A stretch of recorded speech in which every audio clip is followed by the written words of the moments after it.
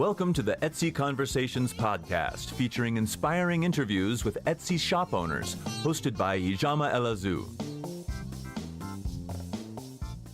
Hi, and welcome to the Etsy Conversations podcast. I'm your host, Ijama, and I thank you for joining me for another episode. And this week, my guest is Rebecca from BexMarie.com. And Rebecca has a service that I think, as an Etsy seller, is very valuable to the community. And we're going to be talking all about what she does and how she does it and how you can benefit from the services that she has to offer. So, Rebecca, welcome to the podcast, and thank you for being my guest. Thank you. I am very excited to be here. This is actually the first time I've been on a podcast. Oh, congratulations. So I'll explain how we actually met on Facebook. Yes. And well, I've been listening to the podcast for a while. Oh, you have? Oh, so I feel like I've known you.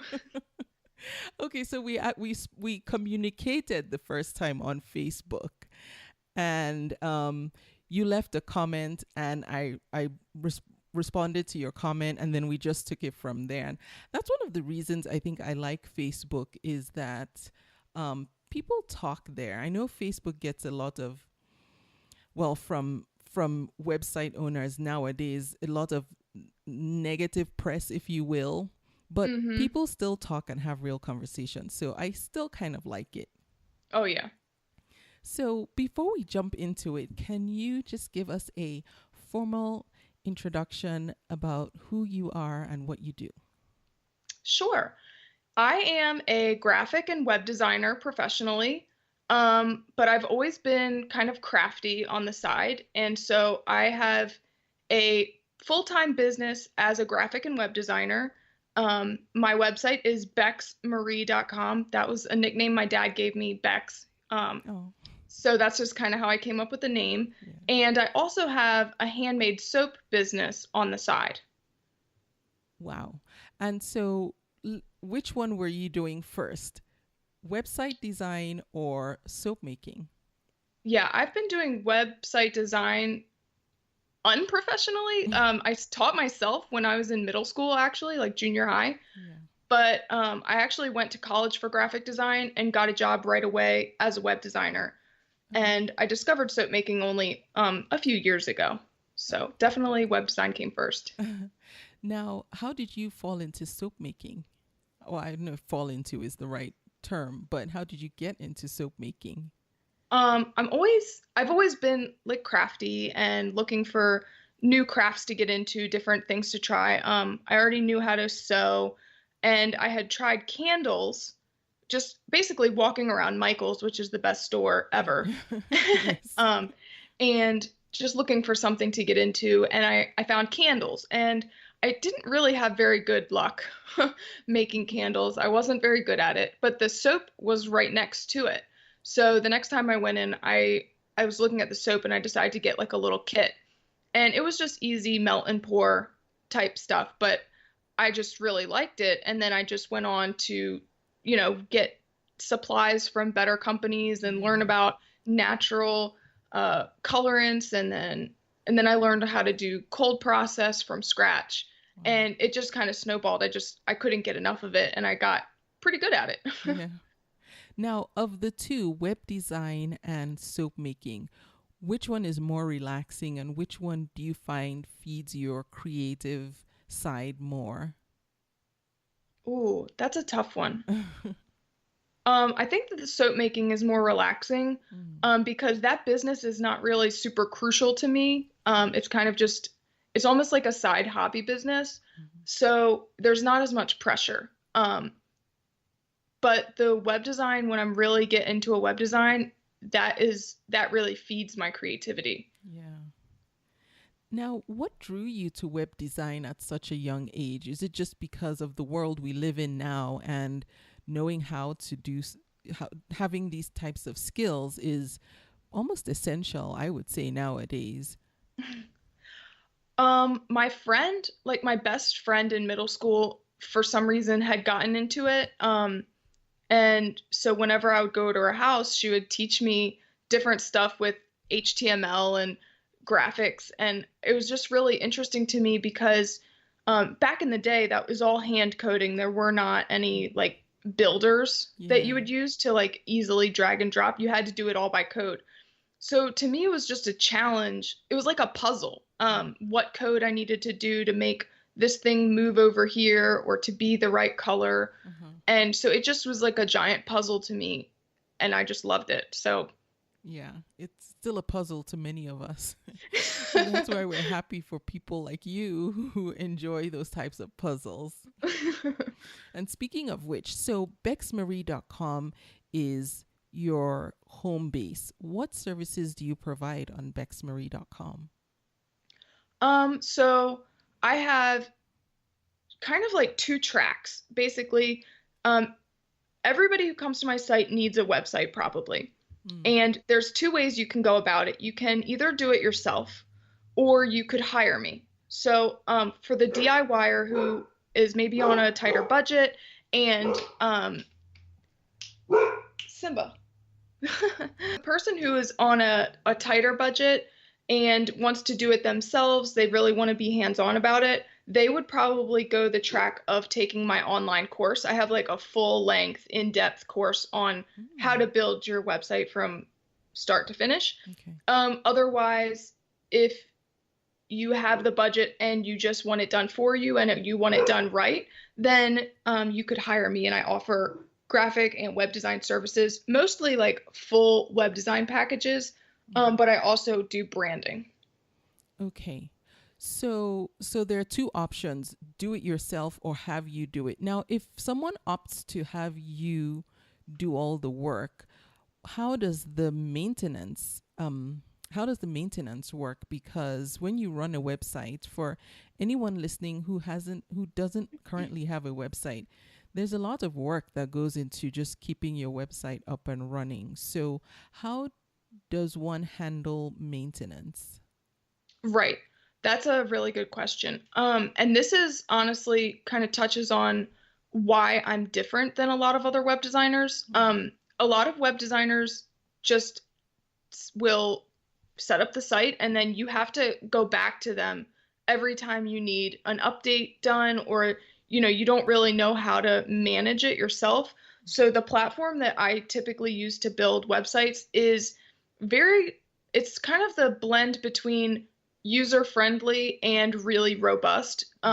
So I can get you started and build the website, and then what I like to do is train all of my clients on like a video call and show them how to update their website so that they don't have to call me every single time they want something updated or changed. And for my larger packages, for the higher end websites, it includes access to my course. So if you do need to like go back and reference something about security or updates or maintenance, that's all covered in the course. And so then they can go back and have access to the course as well. Okay. Okay, that sounds good. And I ask that just because I know that I've worked with developers before, and if one thing goes wrong and you don't know what to do, you're just really stuck until you can get help. And so you're kind of on someone else's timeline, and it's just more empowering to have some knowledge about how to keep your website up and running without always having to rely on someone else. Definitely. And a lot of that comes down to where your website is hosted. So I teach WordPress and I use WordPress. With WordPress, it's kind of an open source platform, so there is no like owner. It's not run by a business. It's a free open source platform that is actually built and designed by the community. So it's actually like kind of a big volunteer project. So there's no one really to call when something goes wrong. Where you host your website, and this is getting a little into the anatomy of the parts of a website. That's great. Yeah. Yeah, the hosting is basically the server space that you're renting on probably a monthly basis. And that is where all your files are stored and what makes them accessible to visitors 24/7. So you want to make sure that you have a good hosting company and that you know how to get in touch with your hosting company, because they should have support. If something goes terribly, terribly wrong, when you're running updates or something, you want to be able to contact your hosting company and, revert to a backup that you've made or something like that. Okay. Now, Rebecca, one of the things I've noticed is when I reference WordPress and someone goes to look it up and do some investigation, they typically will come across two different options. There's WordPress.com, and then there's another WordPress, which people might refer to as .org or self-hosted. When you talk about WordPress, which one are you referring to, and which one do you work with?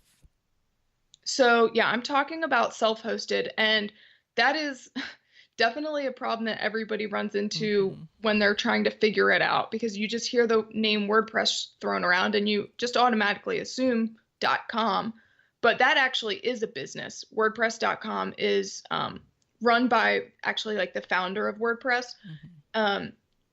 and they do kind of like a 2-for-1 special. It's WordPress, but they also offer hosting, so it's kind of like a package deal, kind of like a turnkey solution. But I don't recommend that direction usually, because the hosting is more expensive than other options. And it used to be, they have changed this recently. It used to be that you couldn't install your own plugins. Like you couldn't install third-party plugins if you had WordPress.com, which was kind of defeating the purpose of building with WordPress. Since then, since recently, they've changed that. You can, on their highest level tier, download and install plugins. But I still just recommend going the self-hosted route, which what that entails is that you basically need to find a web host. There's lots of hosting companies out there.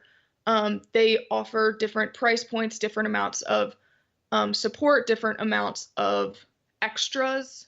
And so then you would get signed up with the hosting company first. That would be your like first step. And then you would install WordPress once you get into your dashboard. Okay. So for someone who is listening right now and is feeling or might describe themselves as tech averse, what would you advise that person? Is there any instance where it's okay to go with WordPress.com, even say at the highest level where it's more flexible, or is that just an absolute no-no? And then for someone who is tech averse, how much technology do they have to be exposed to in order to successfully run their website on a WordPress self-hosted version? Okay, so if you're very tech averse, if you're very, very tech averse, you might not want to use WordPress at all. Oh, really? Yeah. Okay. Shopify might be easier for you. I don't have personal experience with Shopify, but I know they have 24/7 support. I'm not sure exactly in what capacity, if it's phone or text or whatever, but if you're going to need a helpline, then I would say Shopify. And if you need to get something up and running really fast, I think from what I understand, Shopify is a little bit simpler to get up and running because there's just less options, less to do, like less things to less decisions you configure. Have to make. Yeah, exactly. Okay. If you are somewhat tech averse, but you still want to go with WordPress, I think that .com could be a solution. I just don't really recommend it. It could be though. I've never used them for hosting. I use and recommend SiteGround. That's who I have my site hosted with, and they have a pretty good. Yeah. They have a pretty good like tutorial walkthrough. It kind of like walks you through and is like an installation wizard. So I think it's pretty easy to get set up with them. Okay. Yes, SiteGround is very easy. I actually moved over from HostGator. I don't know if you're familiar with them. Yeah. I moved over from them to SiteGround, and I was having heart palpitations because I don't consider myself extremely techie, but I could figure out what to do, but I I was so afraid something would go wrong, because things can go wrong if you put in an extra character somewhere where it doesn't need to be, or you take one out where it should be. But SiteGround's customer support was really very helpful. They are there 24/7, because I think I was working till like 2 in the morning just trying to get it done, so I don't have downtime on the website. And they were always there. Every time I had a question, I would open the chat and somebody was always there to walk me through. So it is good. I have had to contact their support, and they've always been really helpful. And so, to answer your other question about how much tech does one need to be exposed to when building a WordPress site, you don't need to know code. It could be helpful, if you need to tweak something really particular, but you don't need to. And I think that's a common misconception, that you need to be a developer or you need to know code in order to manage a WordPress site. If you use there are drag and drop builders available, like plugins, to make your site easier to design and make it more intuitive. And, I resisted them for a long time because I'm a web developer and I know code and I shouldn't have to use a drag and drop solution. Yeah. But once I gave up that pride and started using one, I was really surprised. And it just really made me think about how many other people could really benefit from using a robust system like WordPress, but still having the ease of use of a drag and drop designer. So I use and recommend Beaver Builder, but Elementor is another really good one. Oh, yeah. Okay. Do you mind if I digress just a little bit to talk about Go for this? it. Yeah. Right. So Beaver Builder and Elementor, I only just like late last year discovered the whole world of drag and drop website builders within the WordPress ecosystem. And I started with Thrive themes, and I got really overwhelmed because there was so much in there. And that's not to say it was bad. It was good. They have lots of tutorials and a lot of information. But for me, it was overwhelming because I just didn't know where to start. I didn't know I needed a roadmap. So I needed something simpler. And then I don't know how. I think I joined a Facebook group that talks about, I don't even know what the group was, but it was a WordPress type of Facebook group. And that's where I heard about Beaver Builder and Elementor. And of the two, I picked Elementor because it was just so easy to use. And awesome. So I wasn't as intimidated with it as I was with Thrive themes, even though I went with that because, it just seemed like everybody was, pushing Thrive themes, not for money or anything, but it just seemed like so many people were using it. But Elementor just came out and I thought, oh, this one works with my brain. Yeah. To be honest, I actually started on Thrive also. Oh, and you did? I was so frustrated with it. Oh. I was like, this has to be easier, but everybody just kept saying, oh, Thrive, it's so amazing. Yeah. And it didn't work with my brain either. And then I found Beaver Builder, and I've loved it ever since. I haven't even used Elementor, but I listen to a lot of WordPress podcasts. I'm really active in the WordPress community, and I hear really great things about Elementor. So I know it's a quality page builder, and I wouldn't hesitate to recommend it. And I want to get in and play with it myself. Yeah. And I liked too that it was affordable. So it was worth taking a chance on another one because I was just so scarred after Thrive themes. And I was like, I'm done with this. It was supposed to be easier, but I wasted time trying to learn how to use the tool that was supposed to make my life easier. And then Elementor was just the opposite. So yes, it's good. And so for anyone who wants to find out what those are, I know we kind of went off on a tangent, but it will make sense as Rebecca and I talk more about building your website, because next we're going to dive into the anatomy of a website. Can we go there now, Rebecca? Yes. Yeah. So I like to kind of, sometimes I try and make an analogy of it, but it doesn't always work out that well. But There's three main components that really make up a website.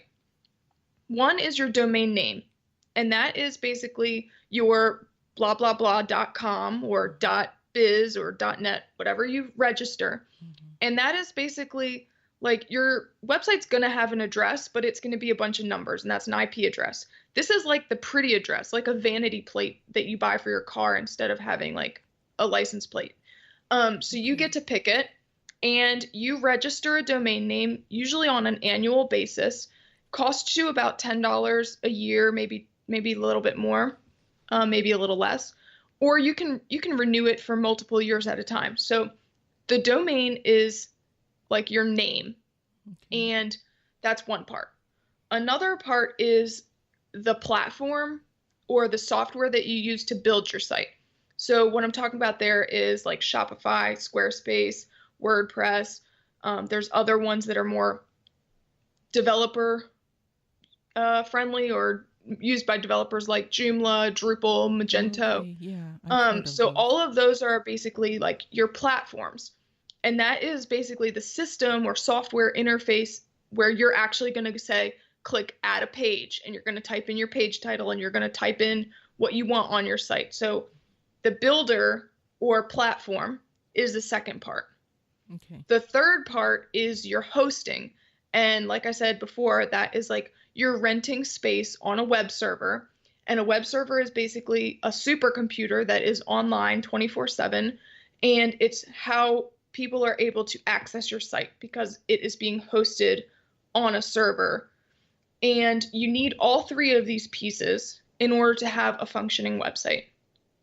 And the difference between WordPress and other builders like Shopify or Squarespace is that WordPress is independent of the hosting.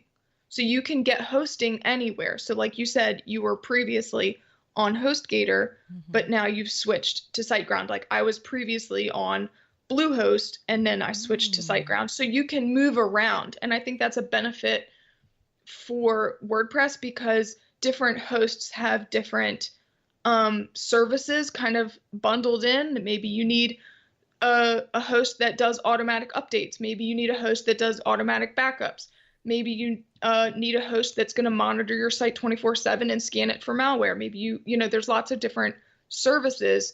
And some hosts, maybe you want to do all that yourself and you just want the cheapest option out there, which I don't recommend. But, you know, you can do that. So you can choose a host that's $2 a month, or you can choose a host that's $50 a month. Or if you need more bandwidth and speed, you can pick up a higher end. So I like that you have that flexibility. The difference between like Squarespace and Shopify is you're getting the platform and the hosting packaged together, and they cannot be separated. So when you're paying Shopify every month, you're paying them not only to use their builder, but they are also hosting it for you. And you can't pack up a Shopify site and take it to a different host. Like if you go Shopify, Shopify is going to host it. So you have to think when you're comparing your options. It's hard to compare WordPress because it's so modular, where your hosting is separate. But the platform, WordPress as a platform, is technically free. You can just download it and install it on any server. So you're really kind of comparing the hosting. Okay, that's good to know. I did not realize that Shopify included hosting and Squarespace too. I didn't realize they were a package deal. So if you ever decide you want to leave Shopify and move to some other type of e-commerce builder, you lose everything. Yeah, there's probably a way you could maybe like download your products into like a spreadsheet and then maybe upload them somewhere else. Okay. But yeah, and that's true with any platform. Like if you started on Wix and you're trying to go to Shopify, or if you go from Squarespace to WordPress, if you're going to switch platforms, you're going to have to rebuild because the platform was intended, like that's how you built it. Yeah. You can't just migrate from different platforms. So you have to, that's why it's so important to pick the right platform in the first place. Yeah. Okay. Thanks. That makes a lot of sense. Okay, so we have our domain, our platform, and our hosting. That's all back end stuff. What about the nice, good looking stuff that people see when they come to our site? Oh, like that kind of anatomy. I didn't even think about that to talk about. But yeah, I'm always on the back end. Um, so your website that's forward facing to the public and to your potential customers and visitors is going to be comprised of a homepage. And the homepage is basically where people land when they just go, if they type in your domain, where they land is called the homepage. Okay. And usually at the top is what you probably will call like a header. And the header will have most likely your logo and a menu, like a navigation menu. And then below that is going to be kind of the body of the page. Mm-hmm. You know, put in your content, whatever you want to tell people about or point them to certain places. And then at the bottom, you would have your footer, which is going to be, you know, maybe some more links to your privacy policy, links to different, maybe like quick links. Maybe you have your address and phone number. Maybe you have your social media links down there, something like that. And then it's also comprised of pages. So when somebody goes to the navigation menu and they choose About Me, they're going to be taken to a new page. And you could have various number of pages on your site. And then you could also have a blog, which would be more like I call it more of like a section, because it's not really a page. It's like a series of posts. So it's kind of like you could have a blog section, which WordPress is very, very good for. It actually started out as a blogging platform, but it has grown to be a full website platform. So you could have your blog section, and that's where you would have timely posts or articles. And almost everybody's going to have a contact page or get in touch or some type of way for people to get in touch. And then for Etsy sellers, you're going to have a shop. So with WordPress, I recommend WooCommerce. That's WOO Commerce. Okay. And that's how that's the plugin that you would add onto WordPress to start your shop. And it's free. The base of WooCommerce is free. There are lots of additional extras that you could add on if you want. And some of those are free and some of those are paid. Okay. Wow. All right. That's a lot of good information. So, and I'm glad you touched on WooCommerce, because that was what I was going to ask you next. Was when I think WordPress, my first thought goes to like a regular website, more informational than e-commerce. But that's where WooCommerce comes in. So one can have a website that's sitting on the WordPress platform and then your shop running inside your website, powered by WooCommerce. Yes. Is that correct? Yep. Okay. Yep, that's right. Okay. All right. Good. I if I got that, hopefully other people got that. It takes me a while. Okay. So then is it possible within the WordPress platform using this WooCommerce tool to then replicate what a seller has in their Etsy shop so that they can sell products both on their own, this website that they own, that's theirs, as well as on Etsy? And if in the event they ever have to leave Etsy, still have a full-blown e-commerce shop that belongs to them? Yes. Okay, good to know.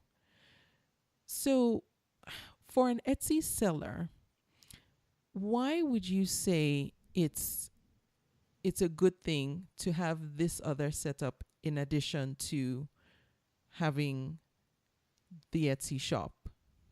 Well, if you've ever played with technology, you know that it does not work 100% of the time. Yeah. And that goes with your own website as well as Etsy's website. Yeah. So sometimes your website might be down. Sometimes Etsy's payment gateway might be down for days. That happened. Yeah, that happened to me once too, yes. Yeah. Sometimes you just go to Etsy and you just get that, was it the little girl that's like, uh-oh. With the 3-armed sweater. Yes. So I just like to have it as a way to not put all your eggs in one basket Okay. and just to have a different distribution channel that you have complete control over. Okay. I think when you're really trying to establish yourself as a brand, having your own website is beneficial because you have complete control of the customer's shopping experience as well as the checkout experience. And they get completely immersed in your brand, and you can design it exactly the way that really would appeal to them, the colors that will appeal, and you don't have the distractions of other people's shops one click away Yeah. and promoting, there's no competition on your own website. Mm-hmm. um, but the good thing about Etsy and why I totally recommend everybody has an Etsy as well is it's like a marketing engine. It has free traffic built in. People are there shopping for handmade items, and that's what you're selling. So it's a great marketplace and marketing tool. But I think it's good to have both because after people become a customer once, then you can direct them to the more customized shopping experience that's Mm-hmm. going to make them get to know your brand more and really understand like why you're doing what you're doing and really see the care that you put into everything and really get the vibe that you're trying to create with your product. And you can just do so much more on your own website. Yeah. Okay. I agree. So have you, or I shouldn't say have you, but Etsy offers this service called Pattern by Etsy, which is their solution to Etsy sellers having their own independent, well, I shouldn't say independent because it's tied into Etsy still, but having an e-commerce website that's kind of not on the Etsy platform. And they recently have updated it, and by recently I mean towards the end of last year, where they now let you sell on your Pattern by Etsy website products that you might not be allowed to sell on Etsy.com. Mm. Why would somebody who is listening to this now and has the Etsy shop and can easily just press a button to activate Pattern by Etsy and start paying, a monthly subscription to run that, why should that person still consider hosting their own website on their own host with their own e-commerce shop on it, as opposed to this solution that Etsy provides? That's a great question. If you are tech averse and you really just need to get something up and you just want it to be easy, and or you're just getting started dipping your toe in the water with your own website, Mm-hmm. I think that it could be an okay solution. But I think that the main benefit of having your own website is that it is independent. And like I said, you're not putting all your eggs in one basket. Mm-hmm. And I mean, I know everybody listening probably has an Etsy shop and loves their Etsy shop, but I've heard some scary stories of people getting their shops shut down. And sometimes it wasn't something that they specifically did themselves. Mm-hmm. I just read a story in a group, and not to scare people, but a girl's shop was shut down because she was visiting her sister across the country, and her sister has an Etsy shop, and she logged into her own Etsy shop on her sister's computer at her sister's house. Oh, what? And so Etsy now kind of tied these two shops together because she had logged into her own shop at her sister's house. And while her sister was had copyright infringement products, had been warned multiple times Oh. not to stop selling these things. And so her sister's shop got shut down, but so did hers. And even though she was not doing any kind of infringement or having any kind of questionable products, her shop was shut down simply because it was associated with her sister's shop, which was infringing. So it's just crazy if you're in a coffee shop and you log in to Etsy and somebody who is not following Etsy's rules was at that coffee shop earlier. like your shops can get tied together, and if they get punished, you're guilty by association, which I think is terrible. And Really? yes, Okay, sorry, go ahead. I'm so shocked to hear this. yes, this girl that I'm talking about, she did get her shop back open after arguing with Etsy for a while, but it's scary because if that was her entire livelihood, it would have probably shut her Pattern site down too. And I just know that Pattern is the checkout process is tied to Etsy. So I just think it's safe to have your own gig, whether you're selling on Facebook, whether you're selling at markets, whether you're selling directly from Instagram or whatever. I just think it's really smart to be selling in more than one place so that your entire life isn't dependent on one area. Like, and that's the same with a website, maybe if your website is the only thing you have, maybe you need to branch out and do in-person networking events or have a social media presence. Like, I just think it's not good to put all your eggs in one basket, no matter what that basket is. Yeah. Wow. That's scary to hear. I haven't heard of, that is such a wild scenario, that how everything all just happened. So obviously Etsy looks at IP addresses, like you mentioned before. There's the IP address and there's your real website. So they're looking at that too, it sounds like. Yeah, basically when you have a home network, your modem has an IP address as well. Right. Okay. So when she connected to her sister's home network. But yeah, the moral of the story is don't put your eggs in one basket. But the good thing, the happy ending, is that she did get her shop back. But it's just, if she was shut down for a week, how detrimental would that be to your business? Yeah. If you have nowhere else to point people to make a transaction. Mm-hmm. Majorly disruptive. Mm-hmm. And also, for anyone who wants to hear another seller's first-hand account about experiencing an Etsy shop shut down, even though the circumstances were different from what Rebecca just shared, and there are many different reasons shops get shut down by Etsy. In episode 191, I talked with Medina King, and she had that happen to her shop, and we talked all about how it happened, why it happened, and then what she did to get her shop back up and running. So I'll link to that episode as well, so you can, and that one too has a happy ending. So I don't want to scare people. It has a happy ending as well. And she was happy to share her story and her experience. And it was educational too, because there were just some things that she did that she didn't realize she was doing. And anyone could be doing those things and not realize that they're doing them. And so it's a kind of a precautionary tale as well, like this one was too. Yeah. And, you can't really put the blame on Etsy because they're just trying to protect themselves. If somebody's selling Disney knockoff stuff and Etsy doesn't want to be sued by Disney for being a part of it. So they're just going to take their first line of defense and just shut down anything that could be causing legal issues. Yes. So then it's just up to you to fight and prove your case and they just have so many shops on there, and I'm sure they're inundated with emails. So you just, so. Yes, no, I get it.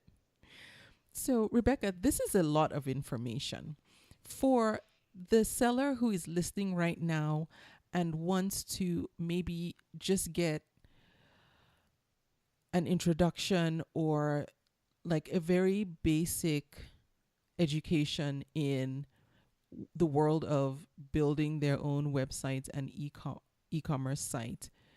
Do you have a resource that you would recommend that they can start with just to get exposed? Yeah, definitely.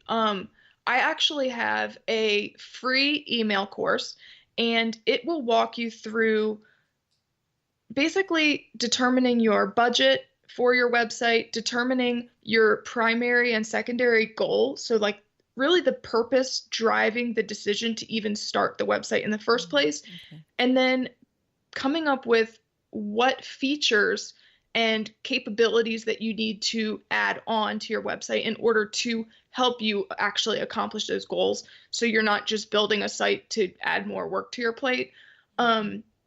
So what features you need, and then kind of how to compare all of the different platforms. And I have like a little comparison chart. So that's a free email course that's delivered mostly over the course of 10 days. And then it's kind of neat. I designed it so that at the end of your 10 days, there's like you get a choice, and it's kind of a choose your own adventure.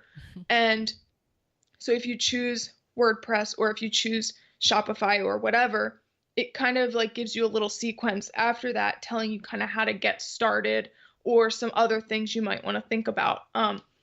And so people can get enrolled into that free course at bexmarie.com/website jumpstart. And that has like a little hyphen between website and jumpstart. Website hyphen jumpstart. Okay. So again, that's bexmarie.com/website jumpstart. Yes, website jumpstart. Okay. All right. I will have a link that goes directly to that. And I think what I like about what you said that resource does is on the podcast, I think for up until now, really, when we talk about having an e-commerce store, I find that I typically will always just say Shopify or something like Shopify, that its primary function is e-commerce, and for you to open and run an e-commerce shop. I never really considered WordPress because I didn't think that it had the capability to host an e-commerce shop. So this has been educational for me as well. Awesome. Yeah, you definitely can. Oh, well, that's good to know. Okay, so bexmarie.com /website jumpstart is where people can sign up to get this free email course, which at the end of, they'll be able to make a decision about which direction to go when it comes to setting up their e-commerce shop or not. And if it is to do so, what platform is best suited for them. Yeah, because there's a lot of factors. And one of the biggest mistakes I see people make is they just choose a platform based on what is cheap or what looks easy or what's free or what some random person in a Facebook group suggested. And they don't actually compare and do their due diligence to really understand the capabilities and the limitations of each platform, which I know it's not really fun to sit there and compare, and you can kind of make yourself crazy because there's so many options, but it really is important to think about the features that you need first and kind of what you're trying to build, and then choose the right platform that's going to help you do that, rather than just picking a platform and then trying to squeeze what you want into it. Because sometimes people will spend way too many hours building something only to realize that the platform they chose doesn't actually do what they need it to do, and then they have to start over again. And like I said, if you start on one and then you're trying to change to a different one, it's not as easy as just like migrating. You know, you have to copy and paste all your text and recreate the pages, and it's just, you want to do it right the first time. Okay. All right. That sounds great. And so for anyone who is ready, if you feel that you are ready to jump in, but you're not comfortable or you need some hand holding with building a website, that's where your Create, Launch, and Flourish course comes in, right? That's more of the hand holding. You're ready to do this. Let's go step by step. Right.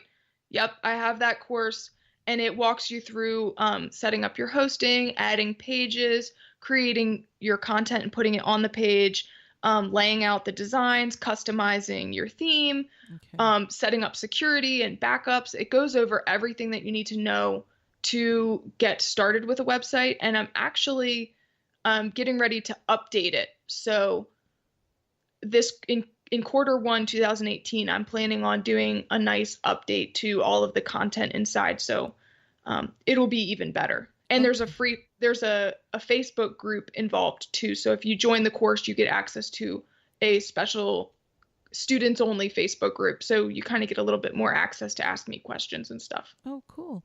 So if someone buys it now and you update it by, say, March, end of Q1, will they be able to see the updates that you make? Yes, anyone who is a student is always going to get the updates. Anytime I do an update, they'll get those. Okay, fabulous.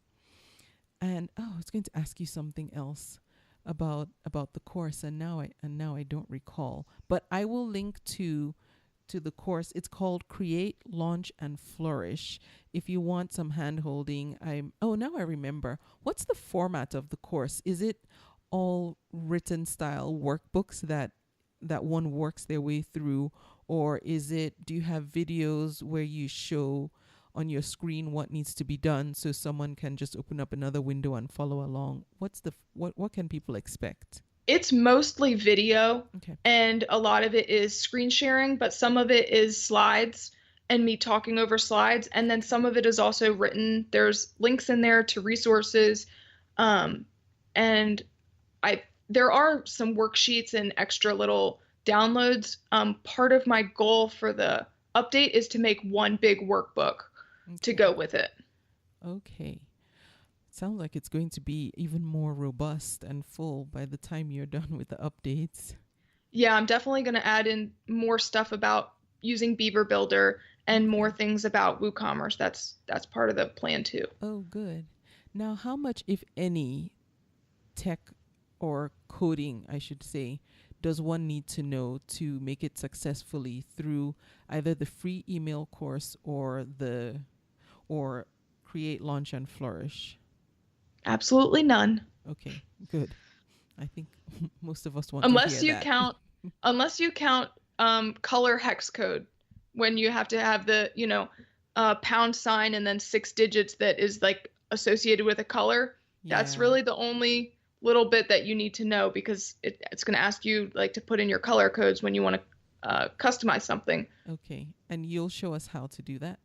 Yeah, how to find those. Yeah. Okay, perfect. Rebecca, this has been really eye-opening and educational, and I know it's going to be helpful to someone listening out there who for 2018 has decided it's time to branch out. So thank you so much for sharing everything that you did. But before I let you go, do you have any advice for someone who's listening right now and just wants to, I guess, know for 2018, and this is one business owner to another, what would you say to that person as this new year is just unveiling itself? What advice would you give to that person who wants a vision for this year? Oh, that is a big question. I know, sorry. So I'm always trying to find out what works best for me, and just to keep going and keep pushing. And I know it can be hard, but one thing I'm trying this year, and I don't know if it'll work out, but it seems like it's working out better. My brain can wrap around it better, is instead of setting goals based on the end result that you want, like the thing that you want to obtain, I'm setting goals based on the actions that I need to take in order to enable those things to come to fruition. So, if I'm setting a goal for Q1 to get a certain number of students in my course, instead of just fixating on that goal of getting the students, I'm more worried about getting in front of people and telling them about it. And that's something that I have control over. Whereas I don't really have control over if somebody's going to buy my course. Yeah. I have control over the actions that I take every day. So I'm just trying to set my goals based on things I can control. So that way I can check it off and say I accomplished that goal. Because it seems like if you set goals that are based on the end result, if they don't come true, you kind of beat yourself up, but it's not always your fault.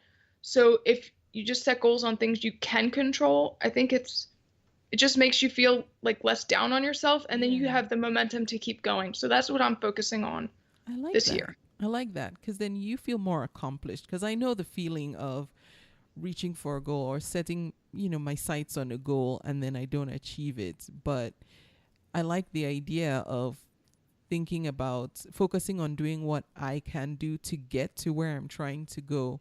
And then however much progress you make, at least you've made some. Yeah, or you can say like, at least I did what I thought I needed to do. Yeah. You know, you did something, you accomplished what you wanted, Yes. but maybe then it unfolds that you need to do something different. But then you can still check it off and say you accomplished it. Mm-hmm. Very nice. Now, Rebecca, if anyone wants to get in touch with you, if they have additional questions about something we might not have talked about, what's the best way they can reach you? I would say probably through my website. There's going to be a couple different ways to get in touch with me, but the most obvious is the contact page on my website, bexmarie.com. Okay. All right. And I will link to Rebecca's website. Again, it's bexmarie.com. I will also link to all the resources that we mentioned for building your website, etc. And then also the free email course that you can take to decide which way you want to go. And Rebecca's course, Create, Launch, and Flourish. They will all be in the show notes for this episode. Rebecca, thanks again for being my guest. Thanks for sharing your wisdom about building websites and making it seem just a little bit less intimidating and more achievable for those of us who tend to run away from these types of things. Yeah, you're welcome. It was good being here. Thank you. And I thank you for listening to the podcast. I will be back next week. Thank you for listening. You can subscribe to the podcast in iTunes, and while you're there, please leave a review too. Visit convome.com to leave a comment or feedback on this episode.